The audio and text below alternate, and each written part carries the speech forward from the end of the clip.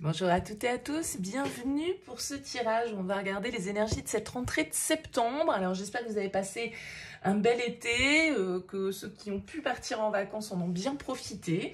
On va regarder un petit peu ce qui nous attend pour cette rentrée. Alors vous connaissez le principe, ça reste un tirage général. Vous ne prenez uniquement que si ça vous parle.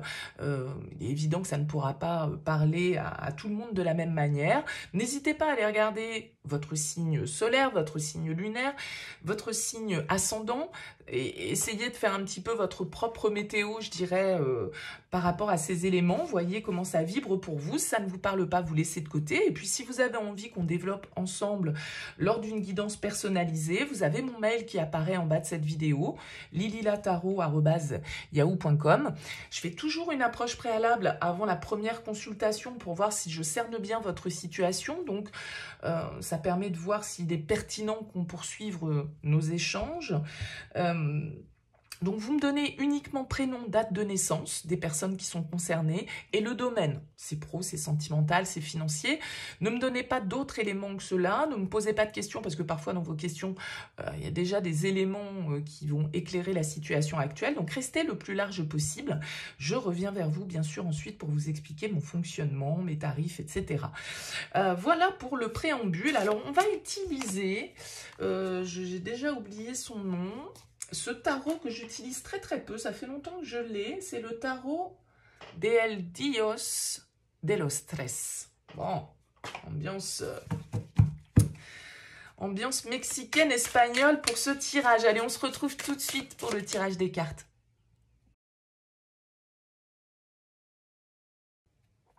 Bienvenue les Sagittaires pour les énergies de ce mois de septembre. On regarde ici votre énergie principale, votre objectif, votre force, le défi, le conseil, votre vie active, votre vie relationnelle, votre vie intérieure et comment vous allez sortir de ce mois de septembre 2024. Alors vous avez en dos de deck, les Sagittaires, la carte du 8 de coupe.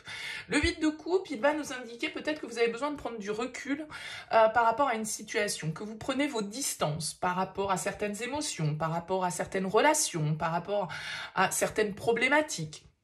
Le 8 de coupe peut nous indiquer qu'on tourne le dos, en fait, à certaines situations, qu'on a envie d'aller en quête d'autre chose, qu'on a fait le tour un petit peu de ce qu'on avait et on aspire en fait un petit peu à la nouveauté. Le 8 de coupe, il peut également avoir une tonalité de mouvement, de voyage. Alors c'est un voyage intérieur, émotionnel, mais ça peut être aussi un voyage physique, un déplacement qui est important pour vous sur ce mois de septembre. On va découvrir votre tirage et puis on va voir un petit peu comment tout ça s'articule. Votre énergie principale, la 2 d'épée. Votre objectif, la force. Votre force, le magicien. Le défi, le 10 de denier. Le conseil, l'étoile. Vous avez pas mal d'arcanes majeures. Votre vie active, la reine d'épée. Votre vie relationnelle, la 2 de denier. Intérieurement, on a la 7 de bâton. Et on sort de ce mois avec le chariot. Donc oui, il y a des choses qui avancent. Il y a vraiment cette idée d'aller de l'avant. Peut-être de partir, peut-être de voyager, peut-être de quitter un endroit pour un autre, une situation pour une autre, une personne pour une autre. Je ne sais pas quel domaine de vie ça peut affecter, mais entre le 8 de coupe et le chariot, il y a vraiment cette idée de mouvement. Alors, on a ici 3 arcanes majeures, on a des épées, on a du denier, on a du bâton et on a une carte de coupe. Donc, c'est à peu près équilibré. On a 4 arcanes majeures, pardon. Donc, un mois quand même qui peut être assez marquant pour vous. Allez, on commence ici avec la 2 d'épée dans votre énergie principale. Il y a l'idée avec cette 2 d'épée d'être dans la réflexion. Alors, peut-être dans le doute aussi. Avec la 2 d'épée, on est parfois pris dans une forme d'étau parce qu'on est face à une décision, on est face à un choix et on est face à des incertitudes. Le 2 d'épée va nous indiquer qu'on est pris un petit peu dans nos pensées et des pensées qui peuvent être contradictoires. Avec la 2 d'épée, c'est la carte du dilemme, c'est la carte du choix cornélien. C'est aussi une carte de quête de vérité. Avec la 2 d'épée, on a envie justement de sortir un petit peu de nos doutes, de notre confusion, de s'attaquer à un problème, de trancher, de prendre une décision, de dire une vérité, de suivre une direction qui soit la plus honnête, la plus raccord, mais c'est une carte qui va nous parler que vous êtes dans le mental en fait, hein, vous êtes dans la réflexion parce que peut-être que vous avez plusieurs opportunités, peut-être que vous êtes indécis sur ce mois de septembre, que vous êtes dans une forme de dualité, hein, et qu'un choix, on va dire, s'impose. Alors, ce que vous voulez, votre objectif, c'est la force. Donc, la force, elle nous indique que, pour moi, en tout cas, vous êtes dans un état d'esprit où vous voulez aller jusqu'au bout des choses, parce que la force, c'est l'énergie, c'est la combativité, c'est le courage, c'est l'audace, c'est... voilà, dépasser les obstacles, avoir l'énergie nécessaire pour aller de l'avant, avoir l'énergie nécessaire pour atteindre un objectif, dépasser certaines querelles, affronter certaines situations, batailler peut-être, hein, livrer bataille peut-être avec cette force ici pour obtenir ce que vous souhaitez. Donc vous êtes prêt, entre guillemets, à vous battre, je mets des gros guillemets là-dessus bien sûr, pour obtenir ce que vous souhaitez, pour avoir le dessus dans une situation, pour faire valoir votre pouvoir, pour mettre en avant votre ambition. Bon, parce qu'il y a un peu de ça aussi dans le chariot. Donc avec cette carte de la force, on nous indique que voilà, vous avez le courage nécessaire pour aller de l'avant et agir dans le sens de vos priorités.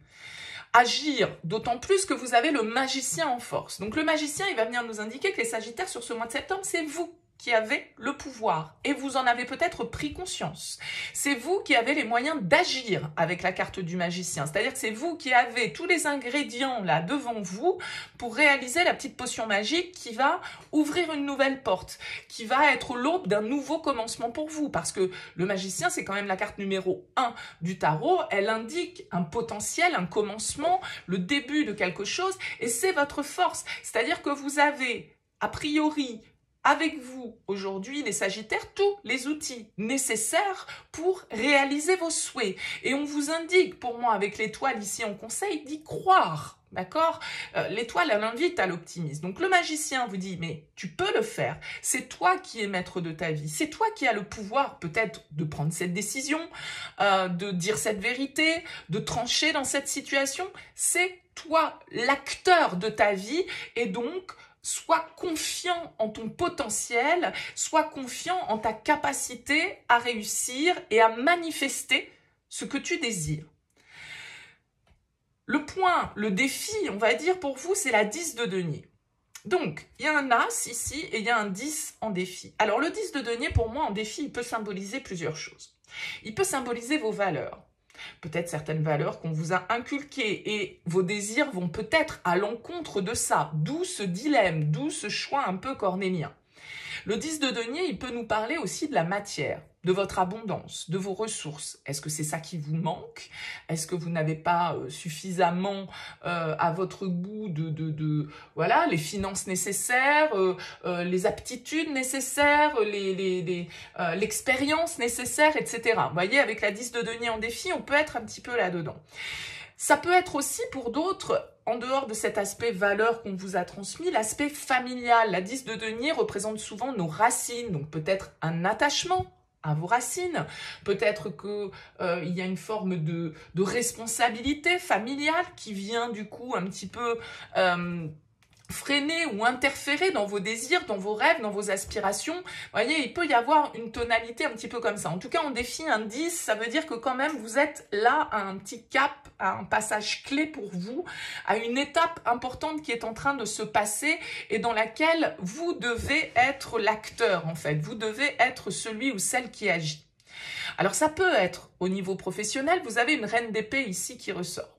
La reine d'épée, elle symbolise les signes d'air, donc pourquoi pas Verseau, Gémeaux, Balance comme influence dans votre vie active sur ce mois de septembre. Une personne supérieure, un collègue, un ami, quelqu'un de la famille, peu importe, mais quelqu'un ici qui et signe d'air. Mais cette reine d'épée, si elle vous symbolise vous et votre propre énergie, vous qui êtes un signe de feu, la reine d'épée, elle est justement capable d'utiliser son intellect de la bonne manière. Alors peut-être justement, encore une fois, ici, pour faire face à des choix, pour prendre la décision qui soit la plus juste possible. La reine d'épée, en tout cas, elle est assez cartésienne, on va dire, c'est-à-dire qu'elle ne s'embarrasse pas trop des émotions, et vous avez quand même peu de cartes qui sont en lien avec ça. Et cette reine d'épée, du coup, elle est quand même dans une démarche de vérité, d'honnêteté, de communication, de réflexion, d'utiliser ses ressources mentales, en fait, pour percevoir ce qui est le plus juste. Et parfois, cette reine d'épée, c'est un personnage qui a la capacité de prendre des décisions qui sont des fois difficiles parce que justement, elle ne se laisse pas influencer par ses émotions. Ça ne veut pas dire qu'elle est sans cœur, la reine d'épée, ça veut dire que simplement, parfois, dans notre vie, on est face à des situations où l'émotionnel doit être un petit peu laissé de côté et où on doit essayer d'analyser les choses avec notre mental, avec nos connaissances, avec notre expérience et avec une certaine forme de neutralité, en fait, pour pouvoir justement en percevoir la vérité.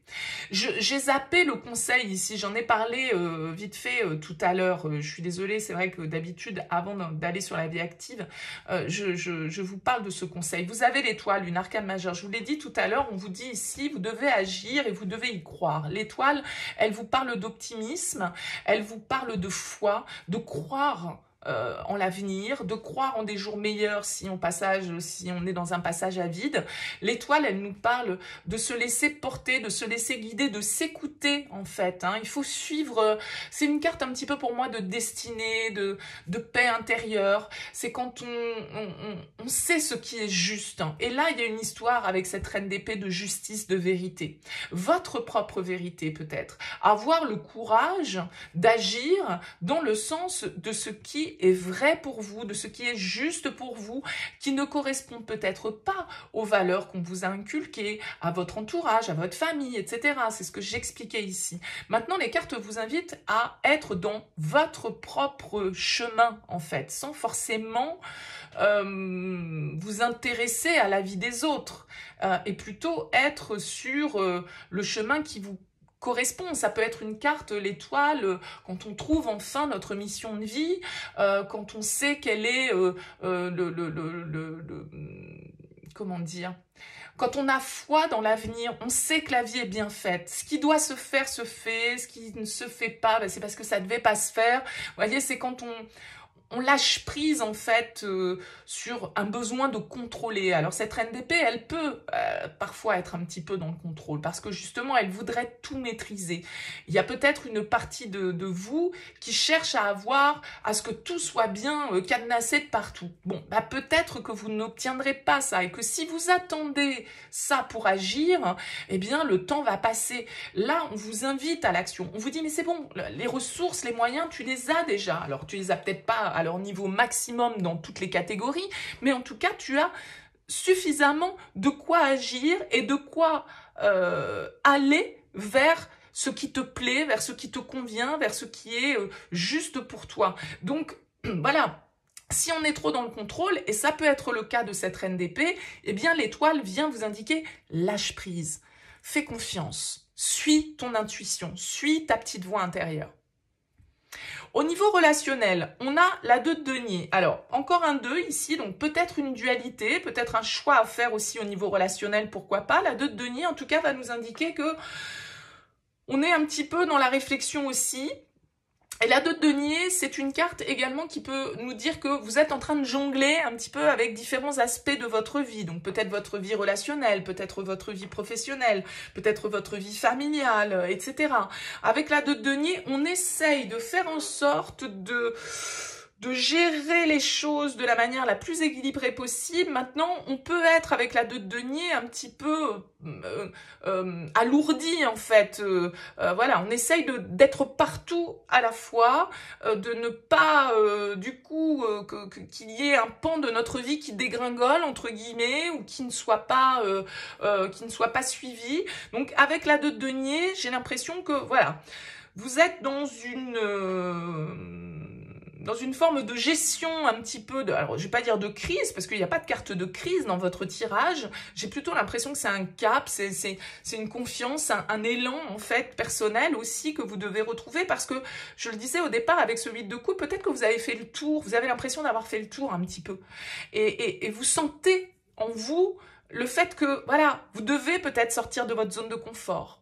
Vous devez avancer un pas à la fois. Ça peut être déstabilisant, on peut se sentir déstabilisé avec un 2 de denier. Donc, il faut essayer de garder l'équilibre ici et d'accorder de l'attention aux différents aspects de notre vie de manière un petit peu équitable. Intérieurement, 7 de bâton. Il y a du... je ne vais pas dire de la rage, mais quand même, il y a une forme de détermination qui ressort dans votre tirage. Intérieurement, avec la 7 de bâton, moi j'ai vraiment l'impression, les Sagittaires, que vous avez besoin d'affirmer qui vous êtes. Vous avez besoin d'affirmer une forme de vérité. Je ne sais pas quelle est cette vérité, si c'est lié à votre personnalité, si c'est lié à certains de vos désirs.